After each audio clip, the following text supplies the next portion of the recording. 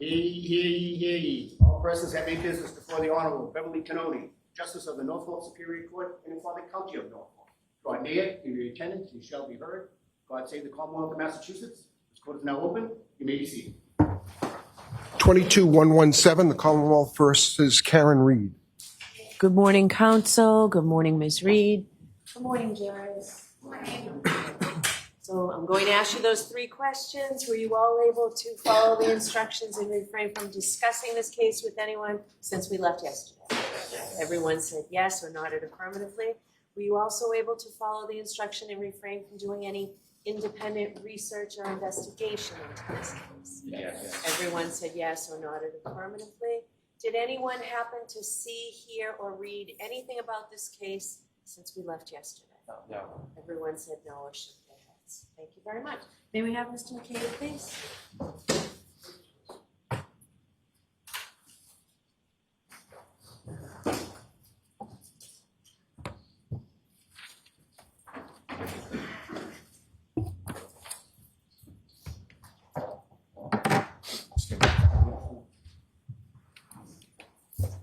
Matthew, raise your hand one more time.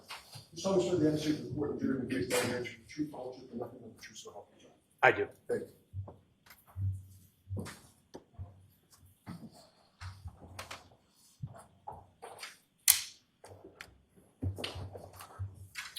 All right, Mr. Lally, whenever you're ready. Thank you, Your Honor. Good morning, sir. Good morning. Where left off yesterday, you had gone to bed on the 28th, correct? Yes, that's correct. Friday night. And at some point you woke up on the later in the morning on the 29th, correct? Yes, Saturday morning. And do you recall, sir, what awoke you on that morning? Yes, I do. What was that, sir? I awoke to the screaming of Jen, Jen, Jen. So when I woke up, I thought there was somebody in my bedroom. I kind of snapped up out of bed. What the hell's going on? Looking around the room, realized my wife was actually on the phone. And the screaming that you heard, how loud was that, sir? It was loud enough to wake me up from a dead sleep. I could hear it. It was loud. Obviously, I was laying in bed and realizing after my wife was laying right next to me on the phone. But it was a loud Jen, Jen, Jen. It was repetitive. And do you know approximately what time that was, sir? Yeah, shortly before 5 a.m. And did you recognize the voice that you heard screaming? I did not recognize the voice. And as far as that phone conversation went on for, well, let me ask you this first. As far as that phone conversation was concerned, could you hear both sides of that conversation? Yes, I could. And that was based on the volume of the person speaking on the other end, correct? Correct. And eventually, were you able to recognize or identify the voice on the other end of your wife's conversation?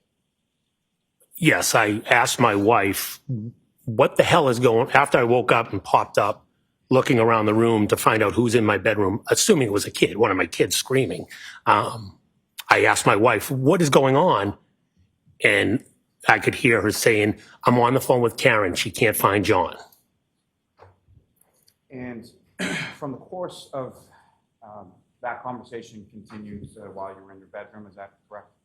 Yeah, that conversation continued for a couple minutes. I could hear the dialogue. And then again, right back to Jen, Jen, Jen, the repeating of my wife's name again. As far as the dialogue was concerned, specifically from the defendant, Ms. Reed's perspective, what, if anything, do you recall about that?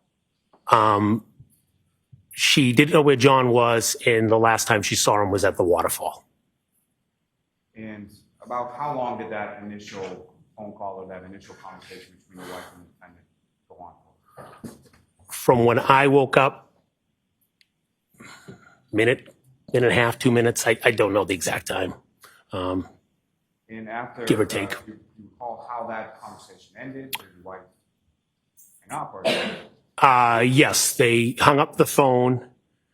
I was laying in the bed My wife was next to me, and I think my wife immediately called somebody else, was calling friends that lived near the waterfall that happened to be out that evening. And she started making those phone calls. And as your wife was making those phone calls, what, if anything, did you say to her? Objection. What, if anything, did he say to her? Yes. To, No, I'm not going to let you testify to that. Next question. With respect to the defendant's statement that the last time she saw Mr. O'Keefe was at the waterfall, what, if anything, occurred to you in reference to that? in reference to her saying she last saw him at the waterfall, I then told my wife, "What are you talking about?" So I'll not what you said, sir, but I think Mr. Lally asked you what you thought, what you gathered from that. I thought she was crazy And why was that? because I saw her vehicle. I saw the black SUV arrive to the 34 Fairview that morning. You had overheard the conversation from Mr. O'Keefe to your wife the night previous, correct? That's correct. And so what happened then? I told my wife, "What are you talking about?" She was at. It's not what you said to your wife. All right, sorry. It's hard. Ask the question, Mr. Lally, so that he can answer it properly. So your wife made some phone calls in your presence, correct? Yes, she did. And following those phone conversations, what, if any, other conversations did she have with the defendant that morning? There were multiple calls. I don't recall what calls were made, what time, but the next call, we were informing the defendant that, wait, we saw your car. We saw you come to 34 Fairview. You guys were there. And I heard the response of, "I don't remember. I don't remember going there." And what, if any, other conversation do you recall in those subsequent phone conversations that you overheard from the defendant? At some moment, as I said, my wife had made a couple phone calls. In one of the calls with Karen Reed, she blurted that she broke her taillight, cracked her taillight, something to that effect, while we were, while Jen and I were still in the bedroom, and she was on the phone. And as your wife and you were in the bedroom and your wife was on the phone, what, if anything, were the two of you doing? After my wife had made a few calls, we were completely confused on where the hell John was. The thought process in our head at that moment was we knew that John had mentioned that he was potentially going to be meeting up with another person. So we called that individual, my wife called that individual to see if by chance, again, confused, left at the waterfall. We saw them at the house. Did John not go with her? What happened? Did he get out of the car? Did he go somewhere else? So we proceeded to call a couple other people that we thought he possibly might have met up with, well, another individual. From those other phone calls that you observed your wife making at any point in time, other than a conversation with the defendant, did you observe her to have any conversation with anybody? You're asking if my wife did? What I'm asking is not to any content or anything like that, but your wife made phone calls, correct? That is correct. And when she made those phone calls, did you observe her conversing with anybody on the phone? No, she did not speak to anybody. Nobody answered any of our calls. And at some point, did you yourself reach out to Mr. O'Keefe? Yes, I did. And how did you do that? I know I texted him, and I think I called him as well.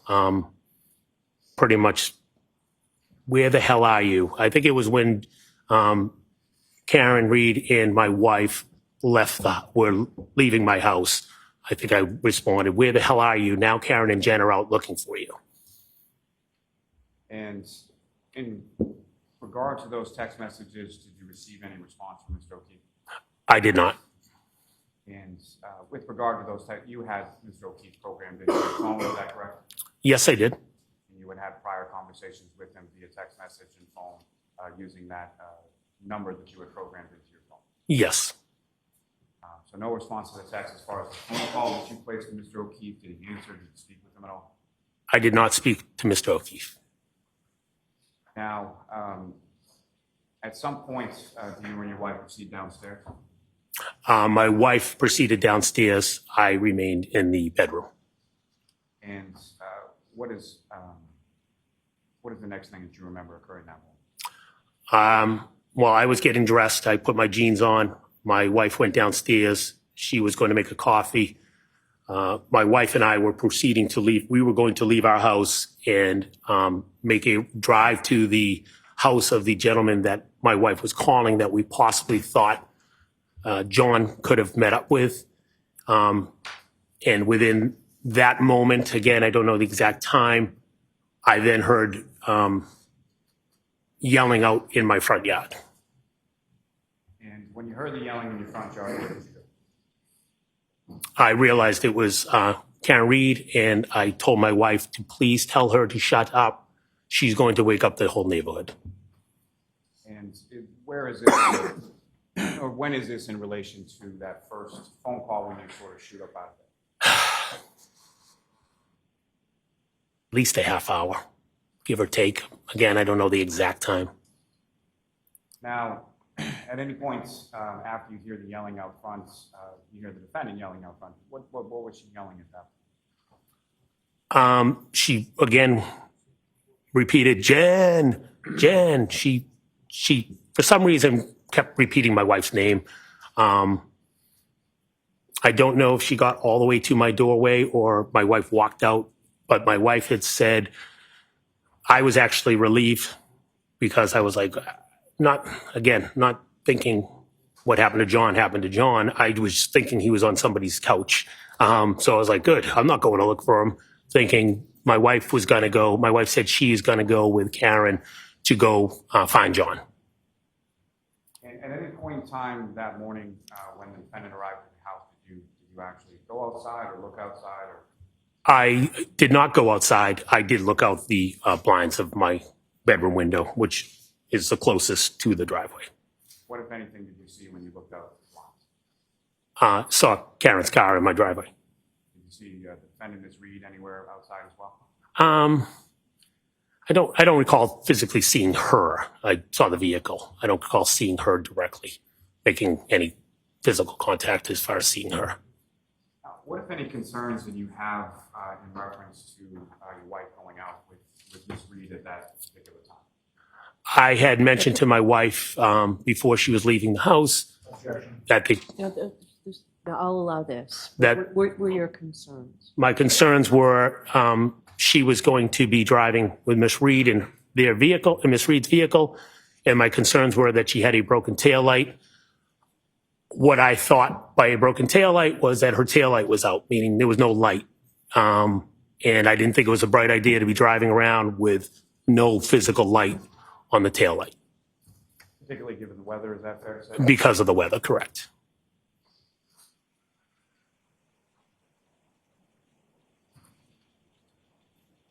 And so your wife then leaves with Ms. Reed, is that correct? That is correct. You know, did you happen to see like who got in where as far as the car, who was driving when they left? I did not see that, no.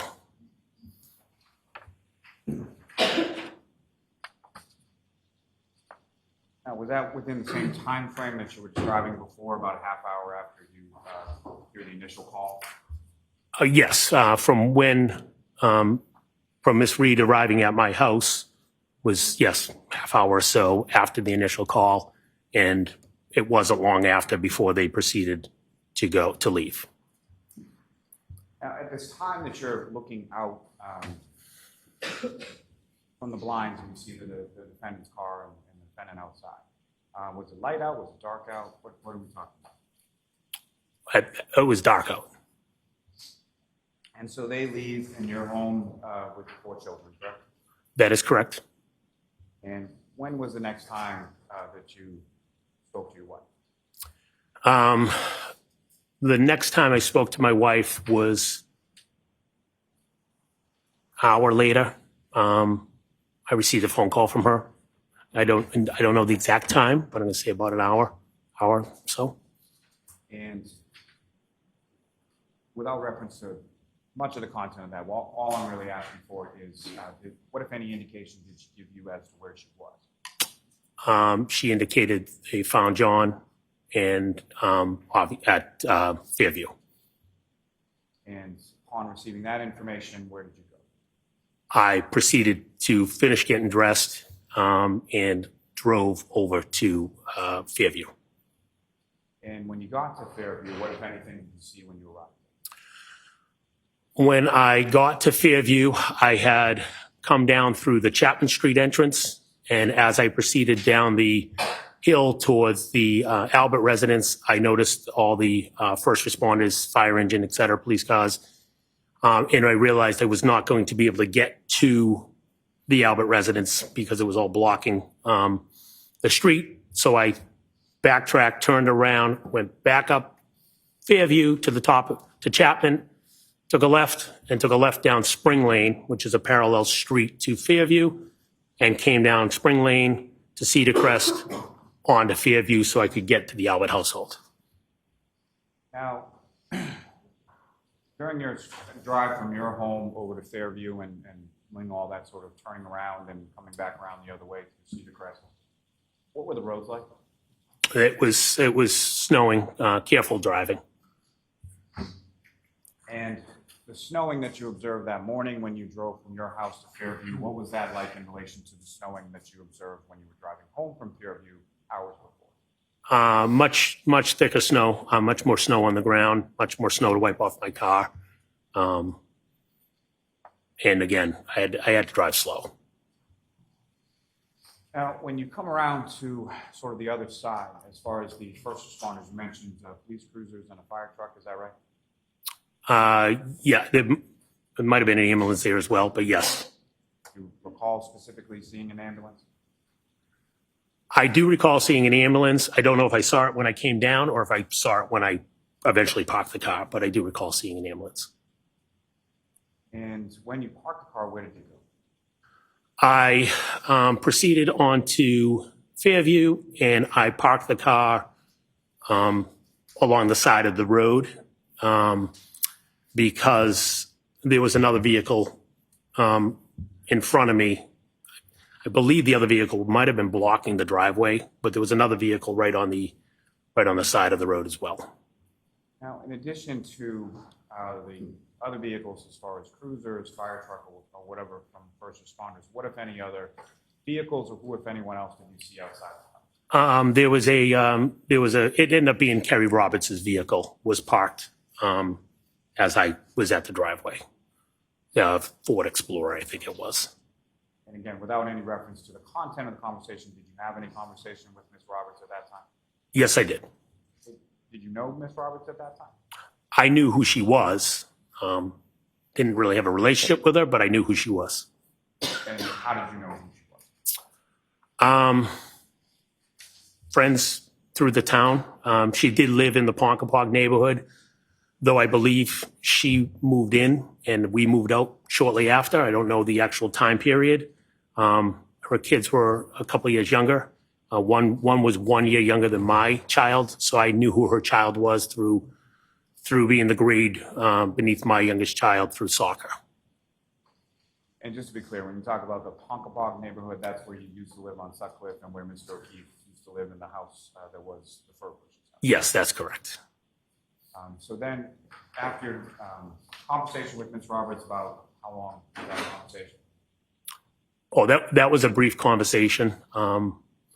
She informed me that she was going to pick up the,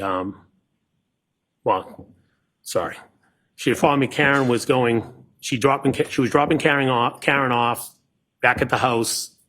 She was going to the hospital, and she was going to pick up John's parents in Braintree. I told her I would come with her to pick up the parents. Like I said, the road conditions were pretty bad. And, just for safety reasons, I thought I would go with her, help her go pick up the parents. She informed me that Jen was in the house. Jen is waiting to be interviewed by the police. So where did you go from there? I then proceeded to the front door of 34 Fairview. And when you got inside, who, if anyone, was inside when you got there? When I got to the front door, it was my wife, Brian Albert, Nicole Albert, and Officer Lank. And when you came in, can you describe, starting with your wife, Jennifer McCabe, can you describe her demeanor when you first came into the house? Shocked. Just face was drawn, just kind of in awe. All three of them were just looking like, with a drawn face of, I'm walking and going, what the hell is going on? And just to be clear, by all three of them, you mean your wife, Brian Albert, Nicole Albert?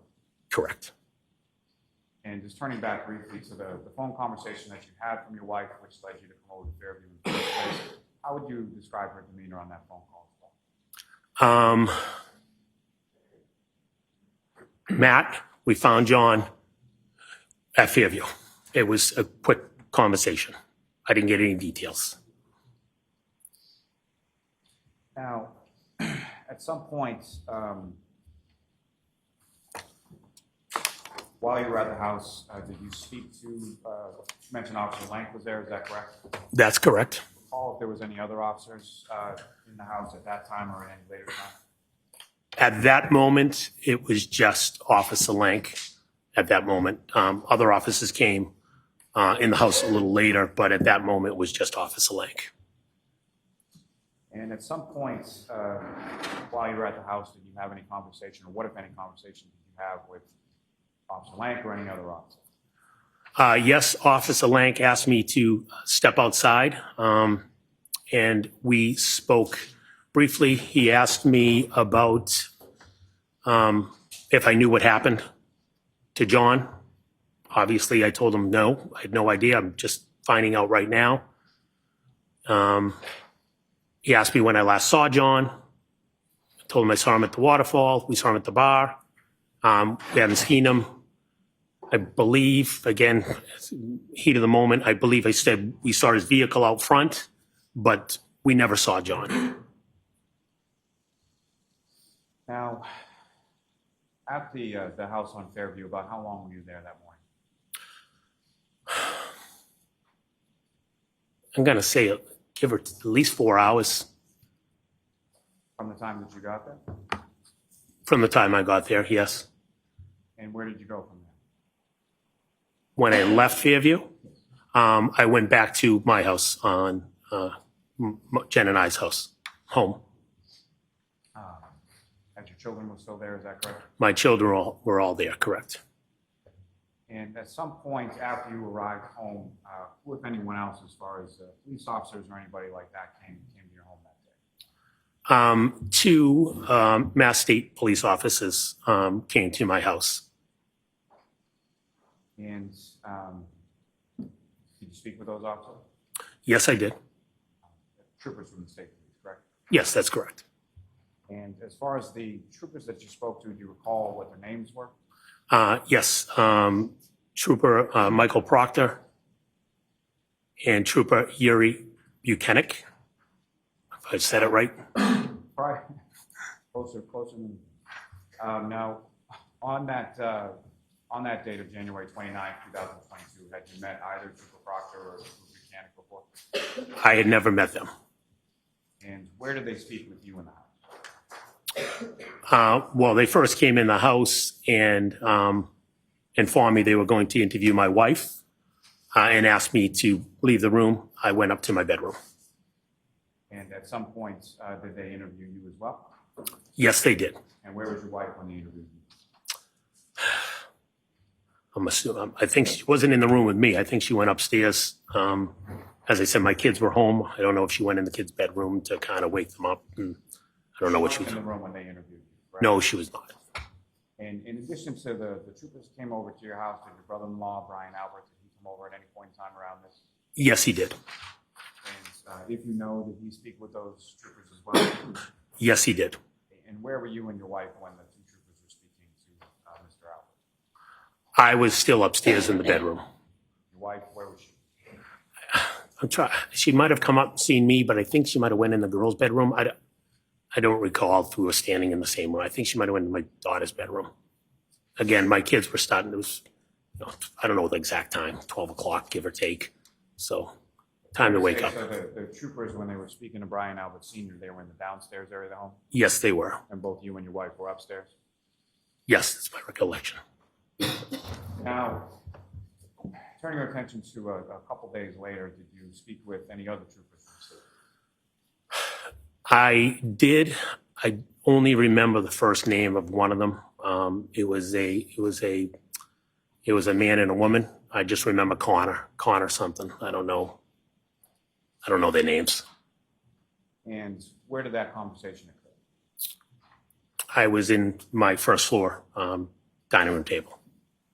And do you know if those same two troopers that came on a subsequent date spoke with your wife as well?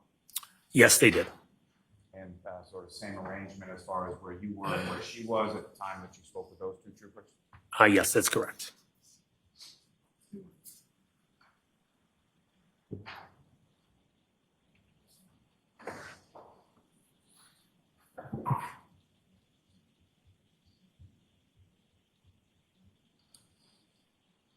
I have a moment. Sure.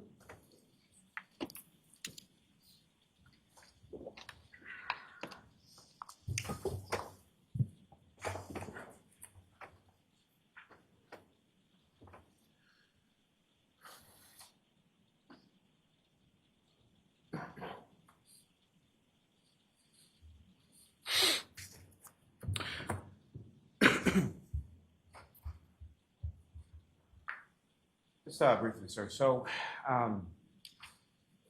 describing your wife's demeanor, you described her to sort of be in shock. Is that correct?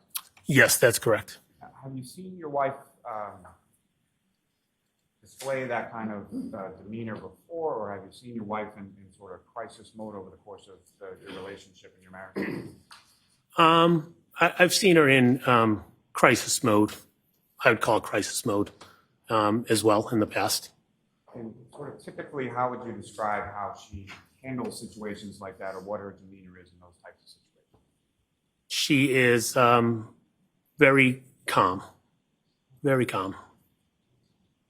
And when, just so it's clear for the jury, so when you're talking about sort of prior incidents in regard to sort of crisis modes, what types of scenarios or what types of incidents are we talking about?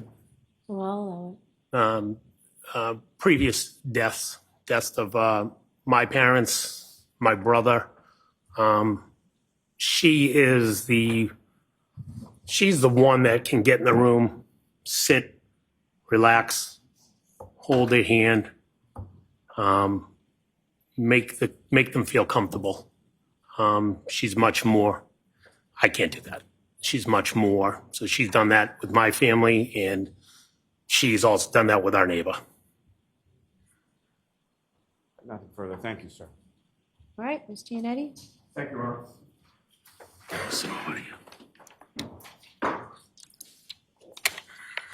Good morning, Mr. McCabe. Good morning.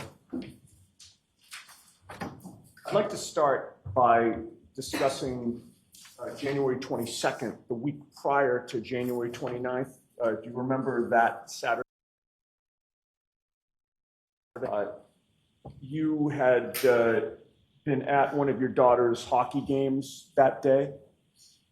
If it's the Saturday before, we're saying? Yes. Yes, I was. And you wound up going to the hillside in Canton, correct? That is correct. You went with your wife, Jennifer McCabe?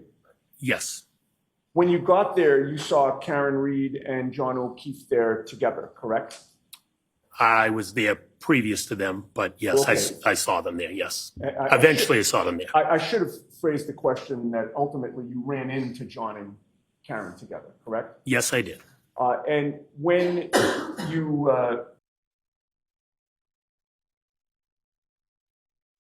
and Brian Albert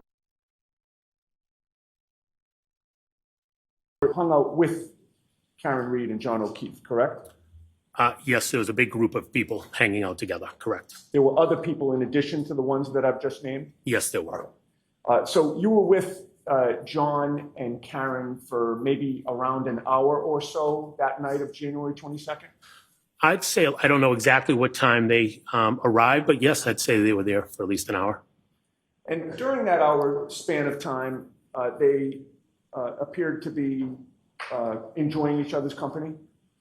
Yes, And the two of them had arrived together, correct? they walked in together, yes. And there were no problems that night that you could see between John and Karen, correct? That, yes, I did not see any problems. Okay. Now, moving on to the waterfall on January 29th. I am not going to go through with you who arrived when and who left when and where people sat at which table. We're going to skip all that, and I'd like to streamline the questioning if I can. And I just want to talk to you about 2 or 3 areas. You would agree that at the waterfall, the mood among the people who were there was festive, correct? Yes, that's correct. Everybody appeared to be happy and enjoying themselves, correct? Everybody was enjoying each other's company, correct. Specifically with regard to John O'Keefe and Karen Reed, they appeared to be quite happy that Kaylee had been accepted into Bishop Fian, correct? John, I recall talking to John about it, and he was happy that Kaylee was at Bishop Fian. I do not recall speaking to Karen about Bishop Fian, but definitely John was happy about Kaylee being in Bishop Fian. All right. You have previously testified that they were both excited about that, have you not? If I did, I did. I just know that John mentioned that he was out because he was excited about Kaylee being at Bishop Fian. If I looped them both in, then they both were happy. I don't remember what I said when I said it. I didn't put it this way. I didn't see her. She wasn't happy about it. Does that make sense? Yeah, well, I'm just going by your words, sir.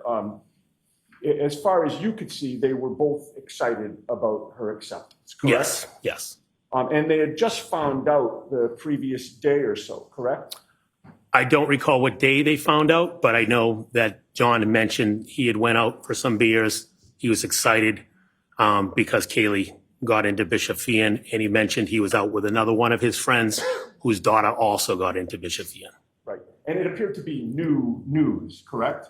Oh, yes. It was news they were waiting on, yes. Right. You hadn't heard it before. This is the first that you heard it, correct? I don't know if I heard it, if a kid had already leaked it the day before or that day, but first I heard it from John. All right.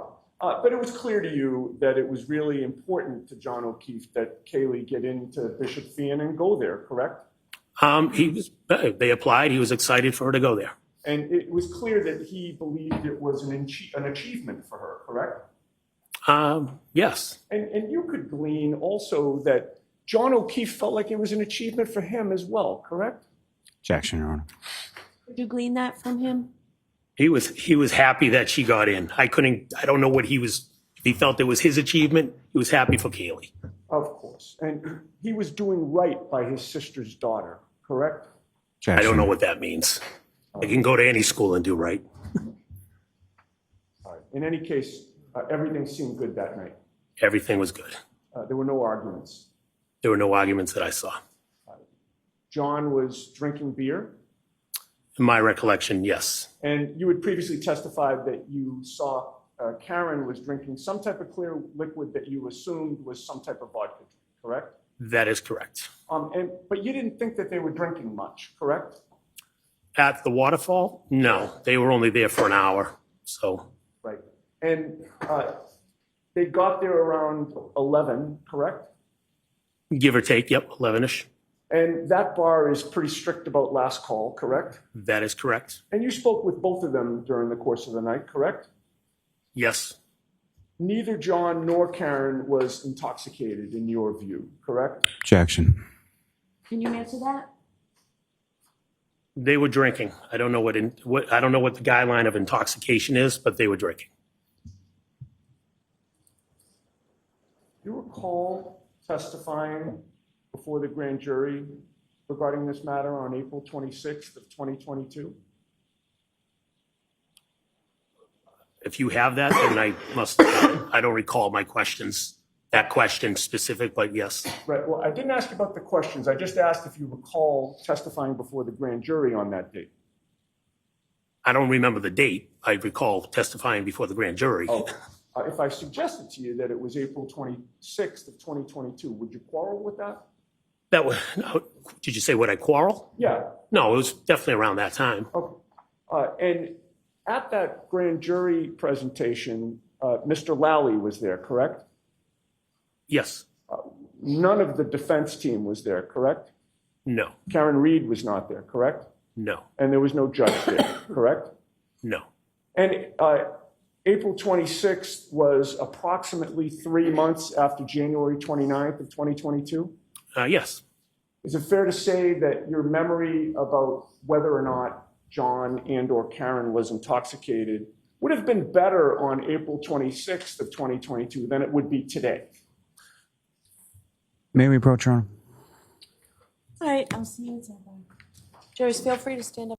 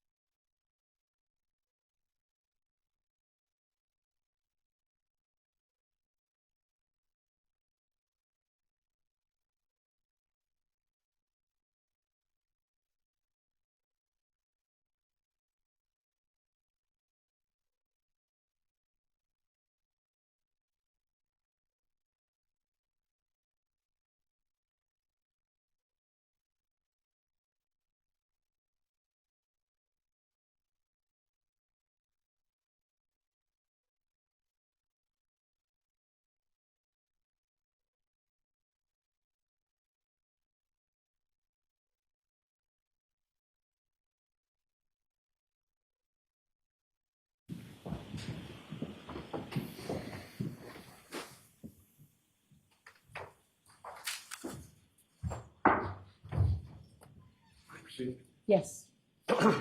I had just asked you if your memory of your observations of Karen Reed and John O'Keefe from January 29th would have been better on April 26th of 2022 than it would be today. Yes, I think that's fair to say. And that's because your memory doesn't get better over time, correct? I don't know. I would say it's fair to say, yes, my memory would be better that day. And on that day, you were asked by Mr. Lally, quote, did either of them, strike that. I'm going to go back to the previous sentence just to put it in context. Yes. The previous sentence was from Mr. Lally, obviously you've had social occasions with Mr. O'Keefe and Ms. Reed before, correct? And your answer was, oh, yes, right? Objection, Your Honor. I'm going to let that one go. My answer is yes, I had previous. I don't know if I said, oh, yes, but my answer was yes, of course I had previous relationships with them. I'm sorry, I cut you off, sir. I'm saying, of course I had previous relationships with them. And the question that I wanted to direct you to, just to put it in context, was did either of them, speaking about John and Karen, on this particular evening seem sort of overly intoxicated to you? Do you recall that question? I don't recall the specific question, but if that's the question. And your answer was no to that? Yes, if that's my answer, then it was no.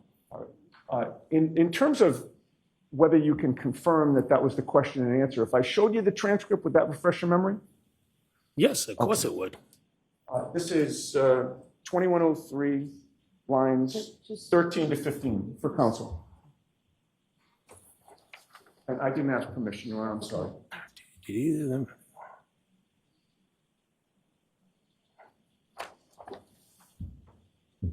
Thank you. Having reviewed that transcript, did I get the question and answer correct? Yes, you did.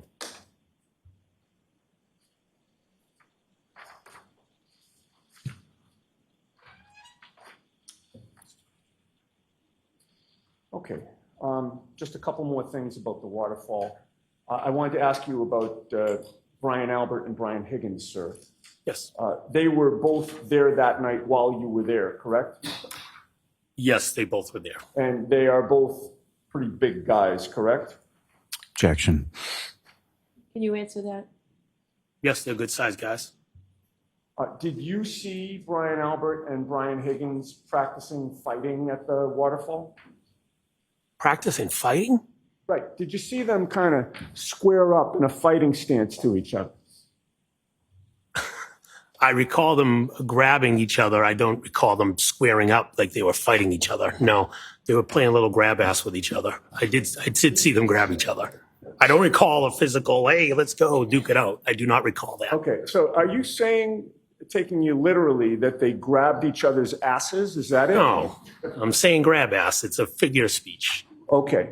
But what they didn't grab each other. They were in a fighting stance, weren't they? Didn't they crouch down low with each other? I'm telling you, I don't recall seeing them crouching in a fighting stance. I recall someone grabbing somebody. I don't remember who grabbed who. I just recall like a bear hug or something. I thought I recall them doing a bear hug. All right. So you recall them, one of them getting behind the other one and kind of restraining them or grabbing them? I think there was a bear hug, yeah. That's what's in my memory. I don't. And you would agree with me that after closing time, Brian Albert and Brian Higgins were two of the people who went back to 34 Fairview Road, the Albert home, correct? Yes, that's correct. But before everyone left, before you left, it was announced around the table that everyone was welcome back at Brian Albert and Nicole Albert's house, correct? Yes. Karen Reed and John O'Keefe were both there when that invitation was announced, correct? Yes. And you would agree that it was expected that Karen Reed and John O'Keefe would go to the Albert home that night, correct? If they wanted to come, they were welcomed, yes. And that plan would have been for them to go inside the Albert home, correct? Yes. Do you recall what time you left the waterfall?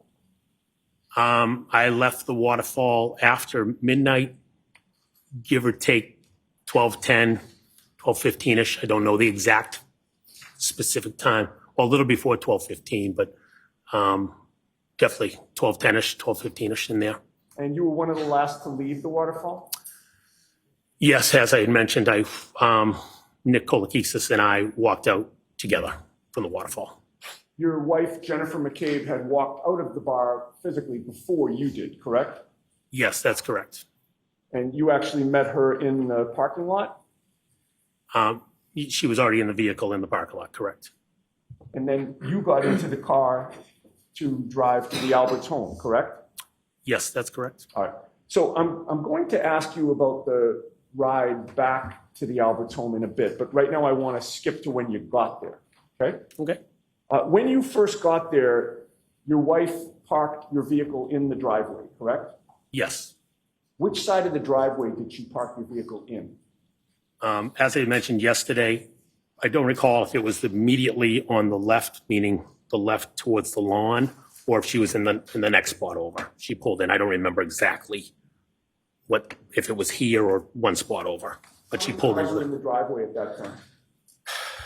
At least two. I don't recall if there was more than two. So if there was at least two, those two would have been parked abutting the garage area. In other words, would they be? Let me rephrase. So there are two lanes in that driveway, correct? My recollection is two lanes, but there is more space I know when we go over and we've gone over, there's more space to kind of park three cars. Right? To the right, correct. Okay. But we weren't to the right. We were either left or middle. You were behind one vehicle, whichever lane you were in, or were you pulled right up to one of the garage entrances? I don't recall if we pulled all the way in or not, but I don't remember. So there were at least two vehicles in the driveway before you got there, correct? In the driveway? Yes. Yes, there were cars in the driveway. And when you parked in the driveway, fair to say that there was no black SUV at the Alberts home? Are you referencing Karen's SUV? I don't know what color the cars, the Albert's cars were. Oh, okay. Are you referencing their SUV? Put it this way.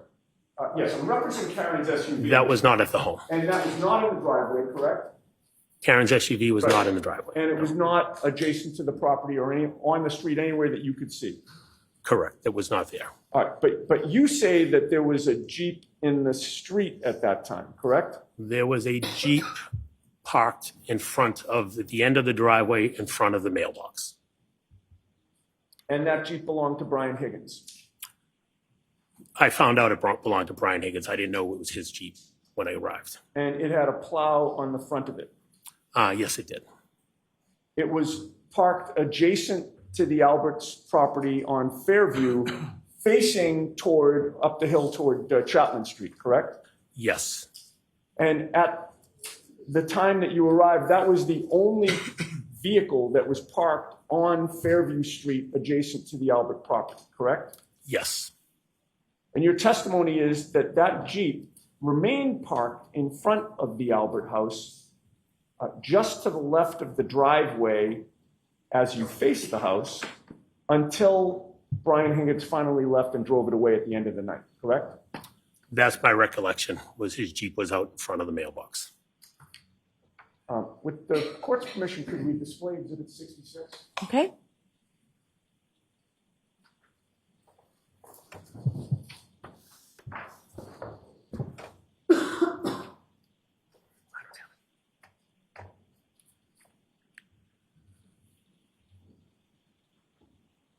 So, Mr. McCabe, I'm highlighting for the spotlight the front of the Alberts home.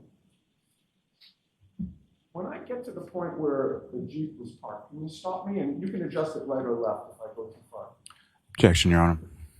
Can we have him use the laser pointer first and then? Sure.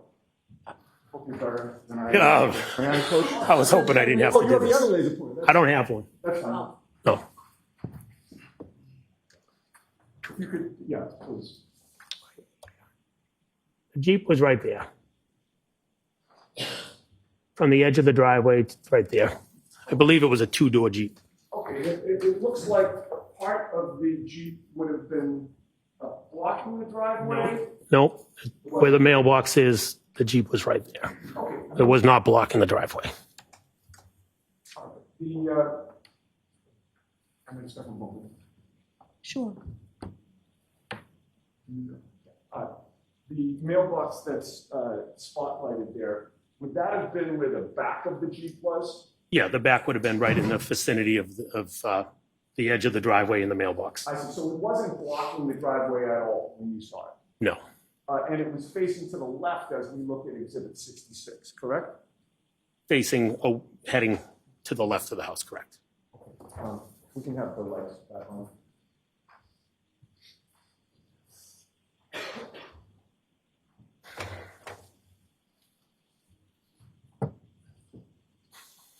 And as you testified, that Jeep was there the whole night. Brian Higgins didn't go out to move it at any point, correct? I never saw Brian Higgins go outside to move his Jeep.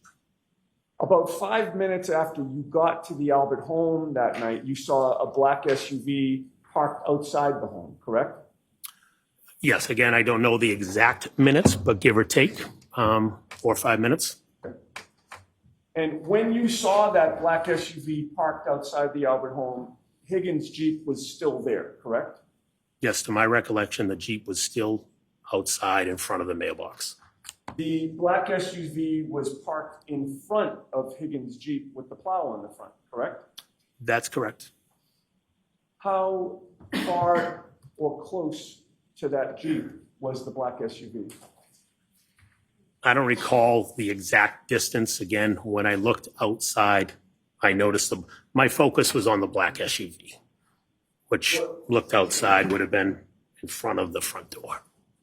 With regard to the distance between the Jeep and the black SUV, was it greater or smaller than the distance between you and me right now?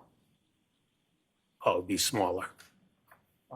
If I'm the end, if you're the end of the Jeep and I'm the end of the Let's say that I'm the Lexus, rear end of the black SUV, and you're the front end of the Jeep.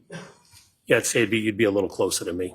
With the court's permission, may I walk closer to the witness so that he could give an estimate? Sure. And you can just stop me, sir. Yeah, I don't know. Again, when I looked outside, I was focused on the SUV. I wasn't focused on the Jeep or the truck. I don't know the exact distance. You could walk 3 more feet or 3 feet that way, but it was out in front of the house. That's all I can tell you.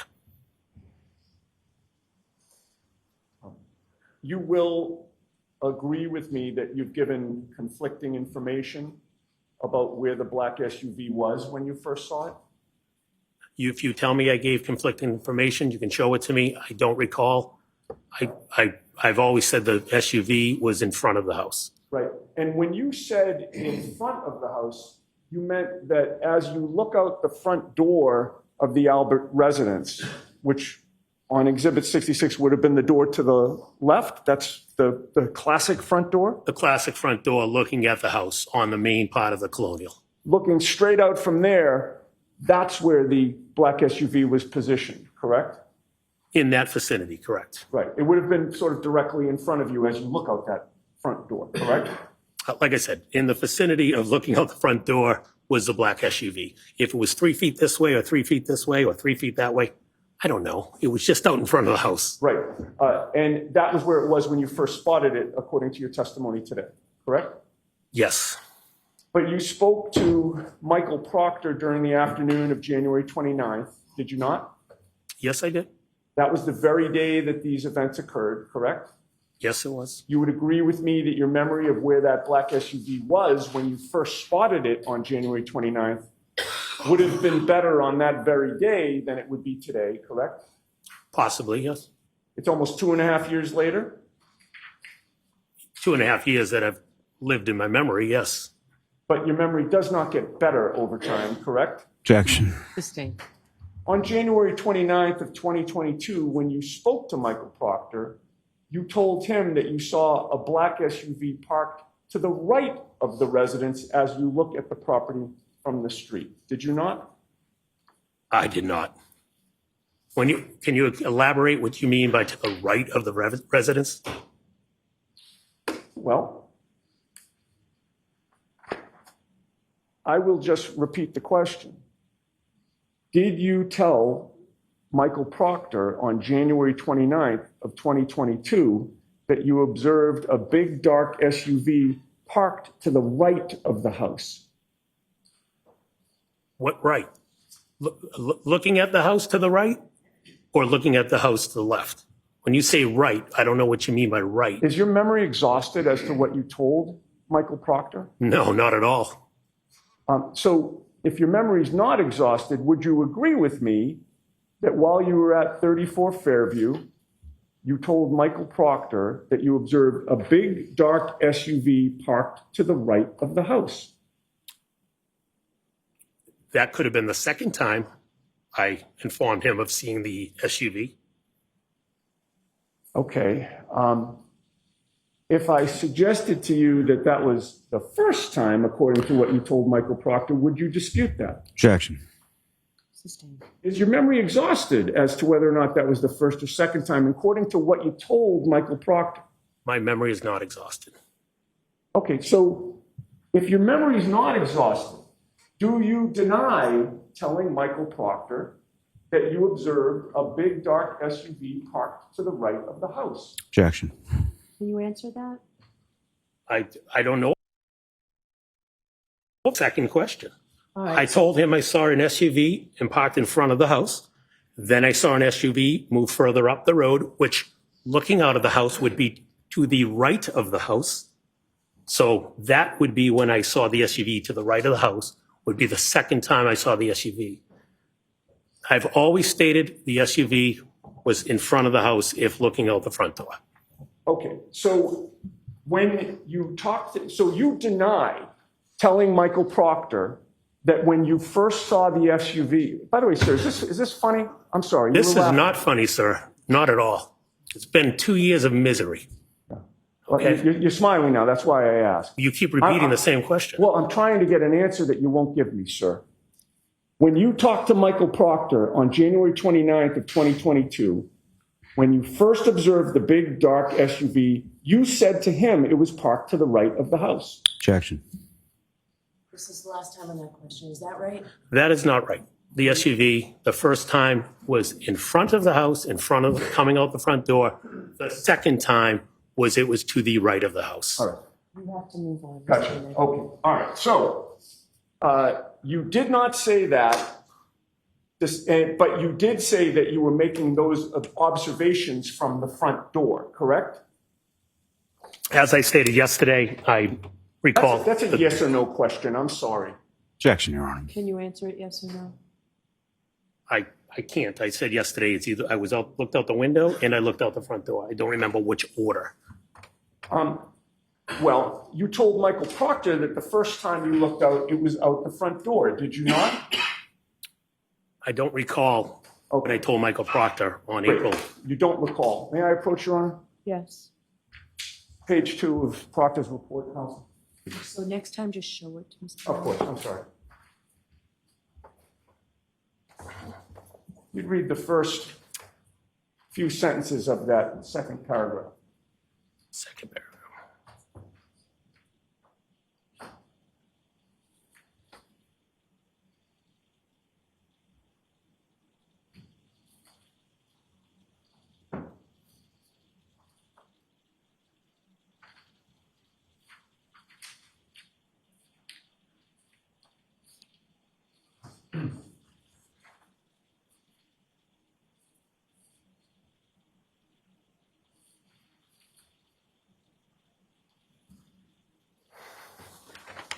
May I approach? Yes.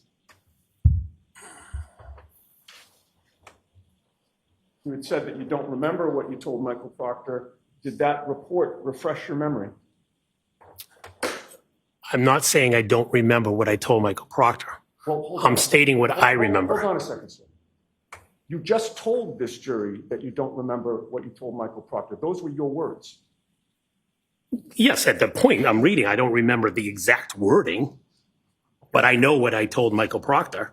All right. And you told Michael Proctor that you observed a big dark SUV parked to the right of the house. Did you not? At some point in the conversation, yes, I told Michael Proctor that a big dark SUV moved to the right of the house. Moved to the right of the house? Is that what you just said? All right, let me rephrase. At some point, there was a big dark SUV parked in front of the right of the house. I physically didn't see it move, so I need to rephrase. I can't say move. Right, but what I'm concentrating on now, sir, is not what your memory is today or what you testified to the jury today. I'm concentrating on what you told Michael Proctor that very day on January 29th of 2022. Okay? And you initially told him that it was parked to the right of the house, the big dark SUV, and that you made those observations from the front door. And then you stated you looked out the front window and Objection, Your Honor. and observed the same big dark SUV had moved to the other side of the property. So Correct? the objection sustained, you have to break that down, and I thought we moved on from this, Mr. Yannetti. No, we haven't gotten to the second part of the. So bring the document, I'll see it side by side.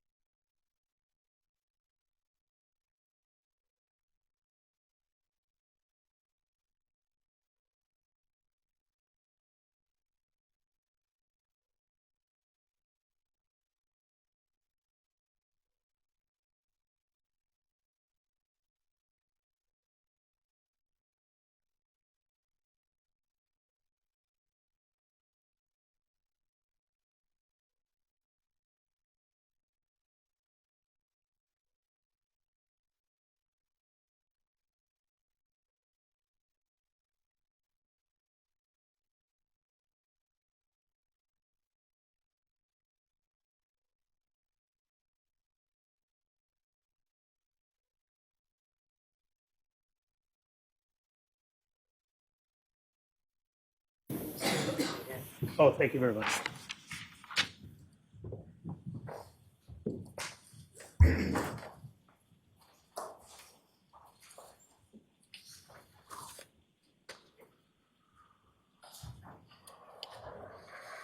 One last question on this, Mr. Yannetti. Yes, with regard to Trooper Proctor's report that you have in front of you, right? It's II for identification.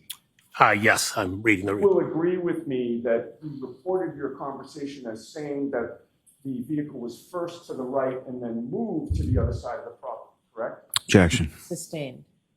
You testified before the grand jury regarding this issue on April 26th of 2022, did you not? Yes, I did. And you talked about the vehicle moving from point A to point B, correct? Yes, at some point. And you estimated that it was 15 to 20 feet or so that the SUV moved along the property line, correct? Yes. Again, I don't know the exact distance, but estimates. And you, at that point in time, you were asked to clarify what you had meant when you said that the vehicle was first on the right side of the property. Do you recall that testimony? I do not. Do you recall that Mr. Lally asked you, to the right would have been toward the driveway side of the property, and that you answered that's correct?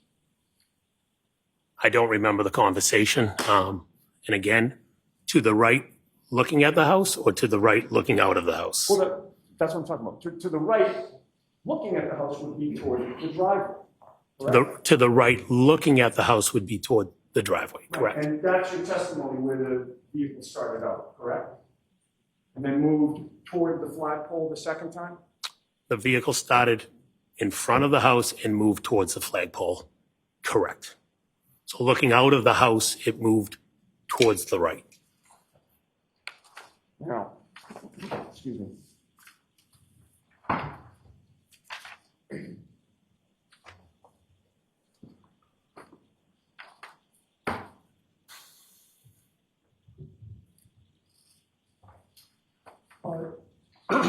You told Michael Proctor that initially it was parked closer to the driveway or the mailbox when you first saw it, correct? Objection. Objection sustained. We're moving off of this, Mr. Okay, yes, Your Honor. Wherever it was when you first saw it, where was the Jeep in relation to that black SUV when you first laid eyes on the black SUV? Again, I was focused on the black SUV. My recollection, the Jeep was still in the same spot, which we had pointed out earlier on the exhibit. Correct? In terms of where it was facing, the black SUV was behind, I'm sorry, the Jeep was behind the black SUV. Jeep would have been behind the black SUV, correct? And wherever it was along that property line, you would agree with me that before the black SUV arrived outside the Albert home, you didn't notice any tire tracks in the snow on the street in front of the house, correct? Before, yes, that's correct. Before the black SUV arrived. Correct. And saw the black SUV first or second, it was always facing toward Chapman Street, correct? Yes, that's correct. And it was always facing in the same direction that you say that Higgins' Jeep was facing, correct? Yes, And that would mean that the passenger side of the black SUV was the closest side to the Albert home, correct?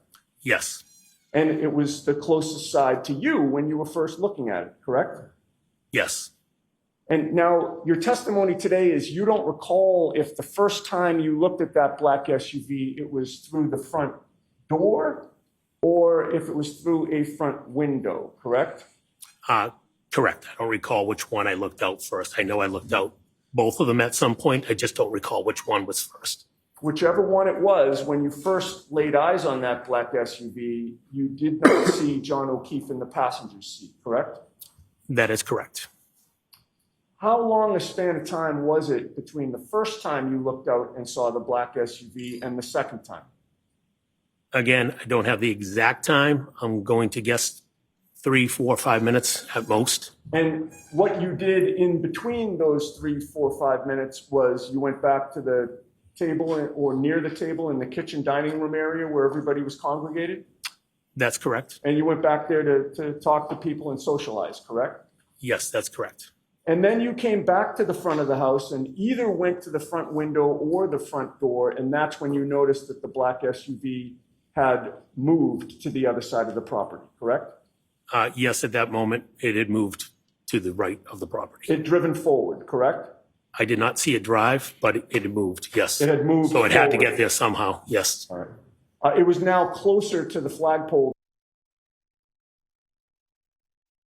And not from your vantage point looking out, but as you look at the property from the street, that would have been to the left, correct? Yes, And again, it was still facing toward Chapman Street. In terms of how many times you saw the black SUV having moved outside the house, you would agree with me that you have contradicted yourself about how many times that it moved, correct? no, Yesterday and today, you testified that it had been in correct? yes, three.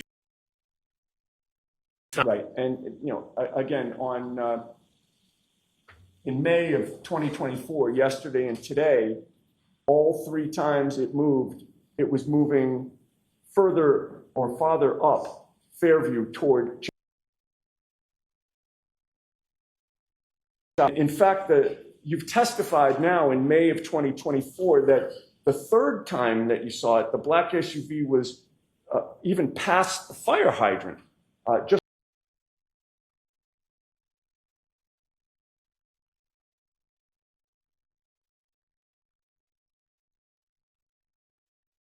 times you saw it, I should say, would have been better on January 29th than today, correct?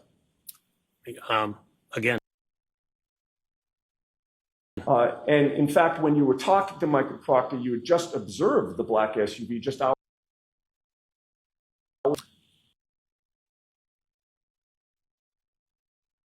oh, yes,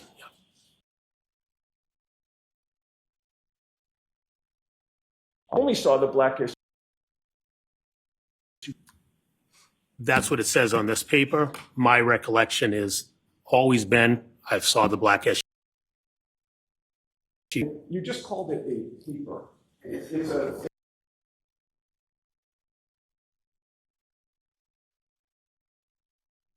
Since you talked to Michael Proctor on January,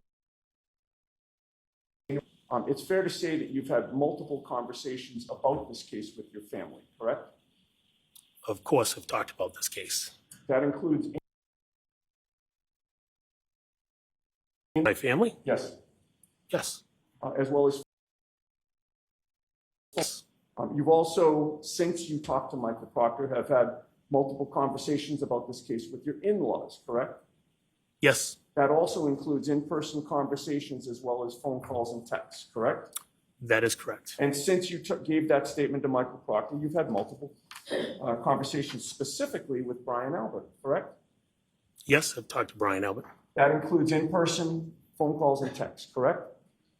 That is correct. Would you agree with me that in terms of the changes in your version of events from what you've testified during this trial to what is in Michael Proctor's report, you put the SUV farther down Fairview toward Chapman Street now, correct? Objection. Existing. Your testimony during this trial puts the SUV past the fire hydrant almost toward the neighbor's house, correct? That is correct. But however many times you saw that black SUV, you'd agree with me you never observed any damage to the rear of that vehicle, correct? Correct. Never saw any damage to the rear right taillight, correct? Correct. You'll also agree with me that every time you saw that black SUV, the vehicle had its headlights on, correct? I was looking, as we talked about it moving up the property, I was looking at the back. I could see the back of the SUV. The assumption is the headlights were on, but I wasn't looking at the headlights. All right, well, that would have meant that the area in front of the vehicle was lit up, correct? Yes, but like I said, it was further up the road. Now, sometime after that black SUV first arrived, you noticed that there were tire tracks, I should say, in a V shape on the street in front of the Albert home, correct? That's correct. And those tire tracks were from the curb in front of 34 Fairview toward the neighbor's property across the street and then back toward the curb, correct? Yes, he came out, waved out towards across the street and came back in. All right. And the pattern of those tire tracks that you observed were consistent with the vehicle making a 3-point turn, correct? Objection. Can you answer that? I don't know if the vehicle made a 3-point turn. It could be consistent with because it was a wavy pattern. I've never looked at a tire tracks after I've done a 3-point turn to determine what they actually look like, but in and back out. There was nothing about those tire tracks that ruled out a 3-point turn to you, correct? No? All right. You didn't see those tire tracks again until the black SUV arrived at the home, correct? Yes, I didn't see them previous to the black SUV. And Higgins' Jeep was already there before the black SUV arrived, correct? Yes, So Higgins' Jeep was already parked and stationary when there were no tire tracks in that area, correct? I didn't notice I parked my car, we parked in the driveway and I walked in the house, so I wasn't looking at the tire tracks. So, but Higgins' Jeep was already parked. Right. You didn't see tire tracks at that point, is my point. Yeah, well, I didn't see any. And at the point that you saw those tire tracks, there were no other vehicles in the area along the Albert family property line on Fairview other than Higgins' Jeep and the black SUV, correct? That's my recollection, yes. Okay, so now we're going to go back to where I had left off with regard to meeting your wife, Jennifer McCabe, in the car after leaving the waterfall. You recall that we sort of left off with you getting in the car and starting the drive home. Yes. Once you got inside the car, your wife ultimately called John O'Keefe along the ride home, correct? John O'Keefe had texted my wife, and my wife had called him. He was asking where to. We think he was asking for the where to with the address. So she called him to tell him. And you knew that he was asking that because the Bluetooth of the car was connected to her phone, correct? I believe the Bluetooth was on. Again, I could hear his conversation. Yeah. My assumption is the Bluetooth was on. Right. You could hear both sides of the conversation, correct? I could hear John as well, yes. Yeah, your wife and John, correct? Well, yes, I was sitting next to my wife. I could hear her. And you heard John tell your wife that he was planning to go to 34 Fairview, correct? Yes. He had told your wife in your presence that he and Karen would meet your wife and you there, correct? He said, we're on our way. Right. And you knew, again, the plan was to go inside 34 Fairview, correct? Yes, that was the plan. You heard your wife tell John that 34 Fairview's off Chapman Street, correct? Either I was also talking, so I don't know if my wife was repeating, but yes, we did say off of Chapman Street. It could have been you, could have been your wife, but he was Yes. told it was off Chapman Street, right? That's correct, yes.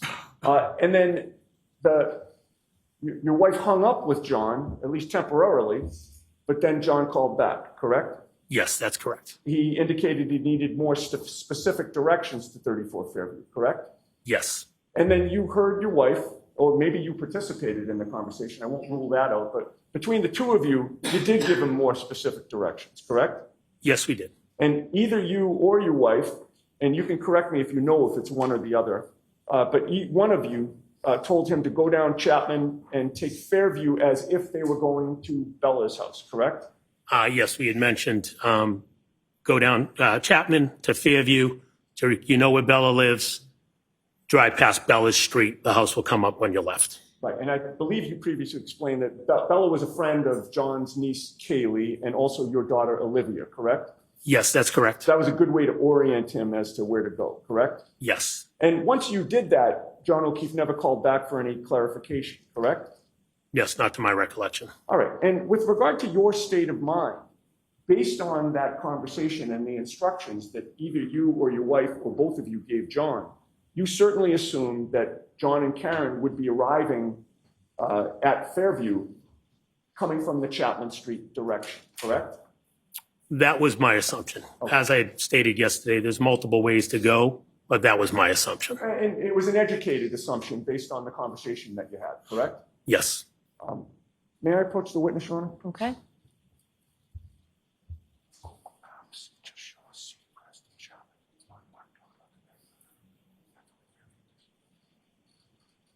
Finding in the Thank you. document. I have handed you something. If you could take a look and tell the jury whether you recognize what that depicts. Yes, this is a map showing Cedar Crest Road intersecting with Fairview Road. On the opposite side shows Chapman Street intersecting with Fairview, as well as other streets in it's called the Cedar Crest neighborhood, in the Cedar Crest neighborhood. Okay. And realizing that you don't have a compass or a ruler, does it appear to be generally to scale in terms of where the roads are? Yes, And it appears to be a fair and accurate depiction of the layouts of particularly Cedar Crest, Fairview, and Chapman Street? yes. Okay, I would offer that, Your Honor. Is there any objection?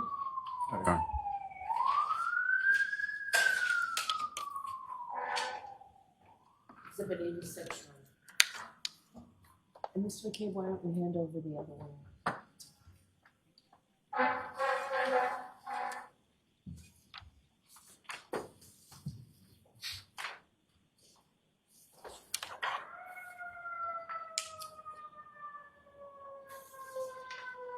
May I display that for the jury, Your Honor?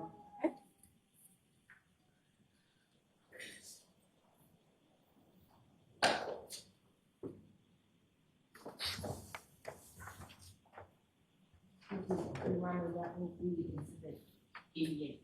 Oh, thank you. What is displayed on the screen, Mr. McCabe, does that appear to be what I just showed you in Exhibit 88? Yes. You see that there's a red bubble there. Does that have any meaning to you as you look at the map? Yes, it would be the location of 34 Fairview. Okay. And as we look at the map, Cedar Crest is up the top and Chapman is down the bottom? That is correct. With regard to the directions that you gave, or your wife gave John O'Keefe, if they were coming as you directed them on Chapman Street, would they be taking a right onto Fairview or a left? If they went the way that we mentioned, they'd be taking a left. Okay, so in terms of looking at this map, they'd be traveling on Chapman Street really from the left to the right as you look at Exhibit 88, correct? Yes, left to right, correct. And that would allow them to take a left down Fairview, heading towards Cedar Crest, correct? That is correct. And you would agree with me that that would put the driver's side closest to the Albert property if they just kept going straight all the way to Cedar Crest, correct? Yes, the driver's side would have been closest to the property. Okay, we can turn the lights back on. That would mean, well, strike that. So you agree with me that your state of mind was that was the direction that they would go? That's what I thought they would have, that's how I thought they would have come into the neighborhood, correct? But you never saw the black SUV traveling in that direction or parked in that direction, correct? That's correct.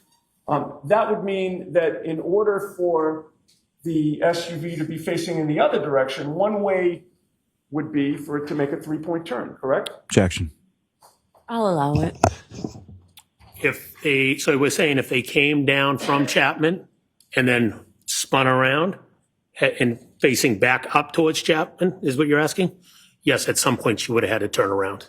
Or do a three-point turn, correct? She could do a three-point turn, or she could just loop around at Cedar Crest and come back up. Either one. Right.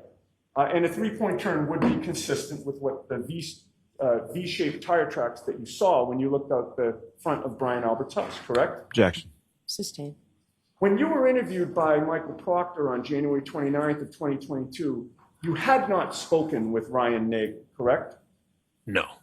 So it's fair to say you did not know what, if anything, Ryan Nagel had seen in terms of how or what direction the black SUV arrived in, correct? Objection. Sustained.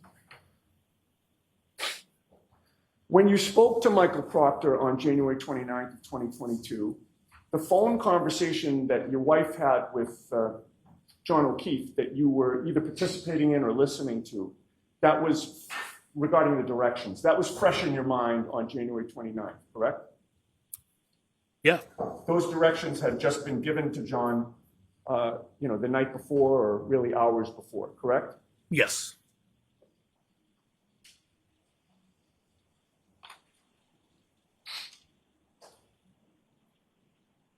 So on January 29th,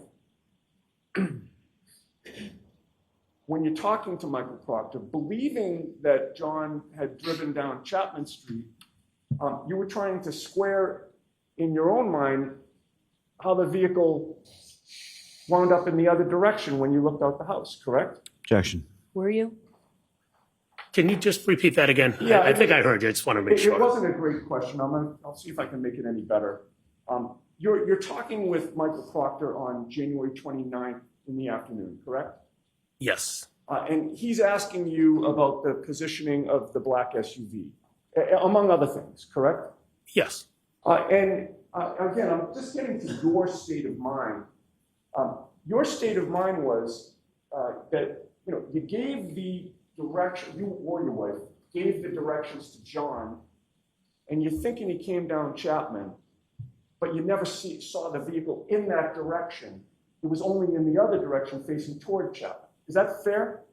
Yes. And so you're naturally trying to square in your own mind, trying to make it make sense as to how that happened, correct? Objection. You can answer that. Were you trying to square that in your own mind? I wasn't trying to, I don't know if I was trying to square it. I just knew that for some reason her vehicle was facing up Chapman. Are you asking?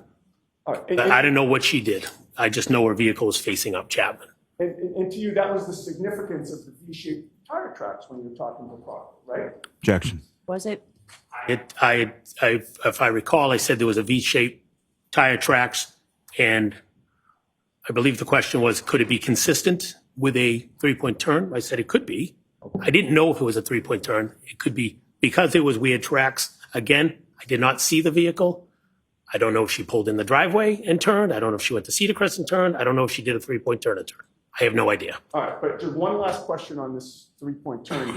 You offered the V-shaped tire tracks as an explanation for what could have happened, correct? Objection.